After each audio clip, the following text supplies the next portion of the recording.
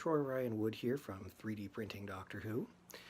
I'm going to take a few moments to talk about the 8th Doctor TARDIS console room set that I am currently working on. The set isn't complete. Usually I don't release a video until I'm done, but I want to show just a few pieces that I'm working on before they're fully painted, just so you get a little bit of an idea of how they should be assembled. As you can see here in the white box, we've got the 6 main arches that surround the TARDIS console, as well as the base plate. The base plate is also printed in 6 segments, which have already been glued together.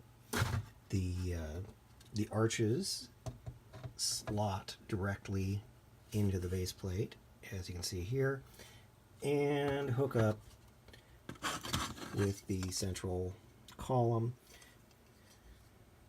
There's the interior mechanism where the central column will go up and down. A little spring goes in here, and so that you depress a lever and it will automatically spring up, and there's sort of a reverse mechanism on the underside of the console going the other direction. The piece that I wanted to talk about today is the monitor.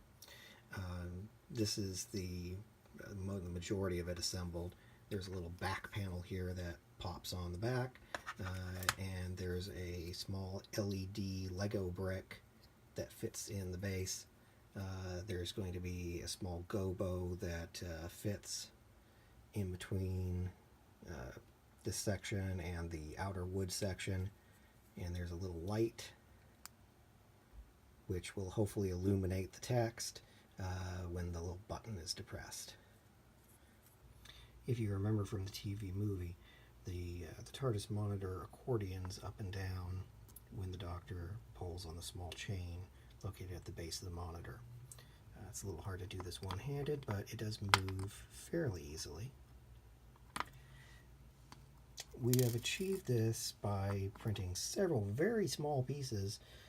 They're only a couple millimeters thick, and using 2mm by 5mm hex nuts, which you can sort of see here.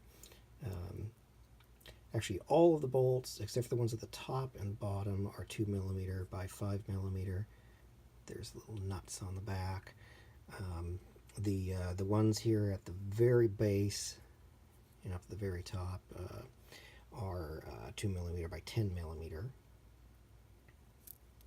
And it's more that when you're putting this together, you'll want to assemble sort of each piece and then make sure that you extend and contract it a couple times so that it loosens up. If you do the entire row here, and it'll be a little hard to compress it, you don't want to accidentally break it.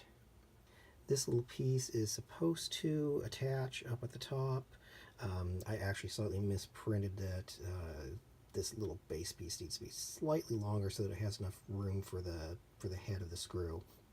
I'll be reprinting that, but when properly assembled it will slide along here, so the monitor can be pulled up and down and slid side to side. Once assembly is complete, I highly recommend putting a small drop of UV resin on the end of each of these nuts, just to sort of seal it in place. If you happen to live in the United States, then you have access to a Daiso. They make this little UV craft resin. Basically comes $1 a pack. It's super cheap, very easy to find. Otherwise, you can go onto Amazon and buy a very large bottle of it for about $12. It's not very expensive, and you simply use a UV light to cure it. And it takes just a couple seconds. The Daiso UV craft resin is nice because it's actually the exact size of the bolts, so it fits on there rather well. Once that's done, you just flip on the UV cure light, hold it in place for a few minutes. Everything's all nicely sealed up, moves quite freely. You can then paint over the top of this with airbrush paint, and it should still move pretty well. And there you have it. More videos will follow once I get closer to completion on the 8th Doctor TARDIS console room set. In the meantime, if you're interested in seeing what I've worked on previously, please visit 3dprintingdoctorwho.com or on Facebook.